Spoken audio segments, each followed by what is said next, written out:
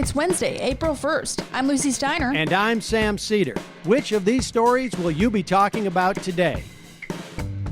Donald Trump says maybe 100,000 or 200,000 Americans will die from COVID-19 in the weeks ahead, and for this you should thank him. Meanwhile, New York institutions are struggling to cope with pandemic casualties. Elsewhere, corporations are imposing censorship on frontline workers. And lastly, a Trump ally in Europe seizes absolute power with the blessing of a captive opposition. But will neighboring countries go along with the fascist power grab in Hungary? You are listening to Majority FM's AM Quickie, and these are the stories you need to know.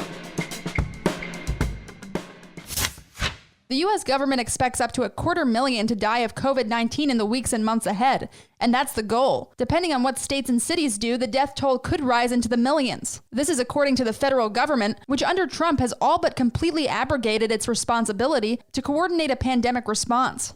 In another briefing yesterday evening with Vice President Mike Pence and public health officials, Trump tried to portray himself as the last reasonable Republican. He now says coronavirus is a grave threat, and he alone has been pushing for concerted action. But 1 month ago, he was calling the pandemic a Democratic hoax. Fake news. A week ago, he was saying he wanted to have this whole thing wrapped and people going back to work by Easter. Now he says he expects hundreds of thousands to perish and more if they don't do what he says. So it's a safe bet that the official casualty counts will rise further. In reality, Trump is still denying aid to states based on how nice their governors play with his insane demands. Florida and its Trump-friendly governor, Ron DeSantis, reportedly received 100% of its first 2 requests for federal aid. DeSantis has still failed to announce a stay-home order. State officials from around the country reported disastrous interactions with the Federal Emergency Management Agency and other agencies run by Trump appointees. By Trump's own admission, politics and his own whim influence who gets aid. But states also reported chaos and general disarray. For instance, North Carolina requested 500,000 medical coveralls and received just over 300. Oklahoma asked for 16,000 face shields and for some reason was sent 120,000. New York wants 30,000 ventilators and got fewer than 5,000. Governor Andrew Cuomo compared the process of states acquiring emergency medical gear to bidding against each other on eBay. And he said FEMA is outbidding states on the private market. Massachusetts Senator Elizabeth Warren confirmed her state is having the same problem and called the federal actions inexplicable and unacceptable. Last night, Trump himself said he decided some states don't need as much medical equipment as they say they do. Also yesterday, the White House decided not to reopen Obamacare enrollment to millions of uninsured Americans during the pandemic. So when the new official death estimates turn out to be far too low, everyone should know who to blame: Trump and every one of his supporters. There's more grim news from New York, especially Rikers Island, which may have one of the highest concentrations of COVID-19 cases in the world. The Intercept reported that city officials are offering inmates $6 an hour to dig mass graves for victims of the pandemic. Elsewhere around the city, residents reported freezer trucks packed near hospitals taking and storing bodies until they can be taken away for funeral rites. Similar scenes will no doubt be coming to other parts of the country soon. The Pentagon ordered commanders of military bases to stop reporting coronavirus case numbers. The captain of a nuclear aircraft carrier, the Theodore Roosevelt, docked in Guam, sent a letter to superiors in Washington begging for assistance, according to the San Francisco Chronicle. Coronavirus has been spreading among the crew of 4,000 sailors, and the outbreak is worsening as the government has failed to provide quarantine facilities on shore. Captain Brett Crozier wrote, quote, "We are not at war. Sailors do not need to die," unquote. Yesterday, Trump's defense secretary, Mark Esper, said he had not read the letter. Hospitals around the United States are threatening to fire doctors, nurses, and other frontline workers who speak up about their working conditions and what they are witnessing during the pandemic. Some who have shared their stories on social media or with news reporters have already faced reprisals. Others say they are being warned by management on a daily basis not to tell the truth. And people are still complaining about China's authoritarian response. Hey, Majority.fm's AM Quickie is fueled by JustCoffee.coop.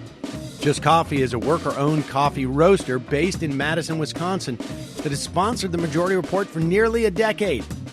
Check out their collection of fair trade roasts, including our own Majority Report blend, and regardless of what you order, receive 10% off of your order when you use the code MAJORITY at checkout. All shipping, of course, is free. That's coupon code MAJORITY at justcoffee.coop.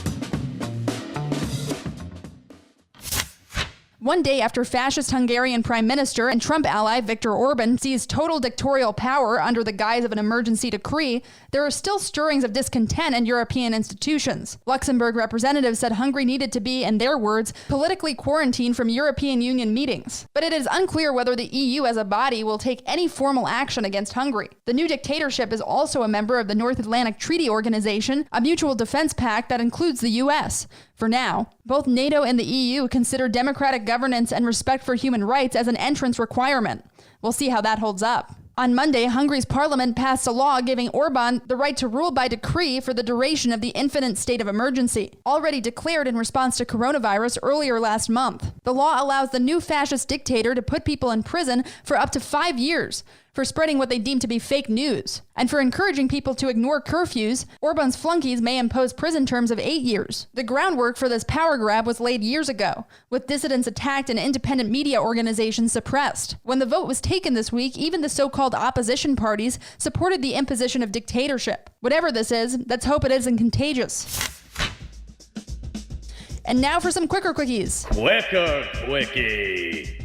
Vermont Senator and presidential candidate Bernie Sanders yesterday demanded answers from Trump's Postmaster General Megan Brennan over reports of dangerous conditions for postal workers during the pandemic.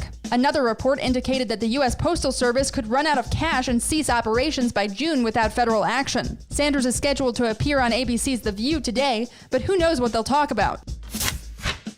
Former employees of the Mike Bloomberg for President campaign told reporters their final paychecks came yesterday and had been docked by as much as $800. The campaign said the deductions went to cover taxes on company-issued laptops and smartphones. More inspiring leadership from the billionaire former Republican mayor of New York City. Last week, Trump pal and South Carolina Republican Senator Lindsey Graham threatened to sink a stimulus bill because he didn't want workers to get unemployment benefits. Yesterday, it emerged that he interfered in the State Department funding bill to ensure that Egypt was not held accountable for the medical bills of April Corley, an American tourist critically wounded by a military helicopter that strafed her bus by mistake. The U.S. had sold the helicopter to Egypt. Graham's office said he wants to preserve that relationship. Excerpts are hitting the news from a new book by one of the lawyers in a 12-year legal battle against the late sex trafficker Jeffrey Epstein. The lawyer, Brad Edwards, represented one of Epstein's many victims, and his book contains new details about the career criminals' associations with Trump, Bill Clinton, and others. Most intriguing, when Epstein was in jail in Florida, he sent his Russian bodyguard to a week-long training course at Central Intelligence Agency headquarters in Virginia. Probably just normal stuff. Quicker quickie.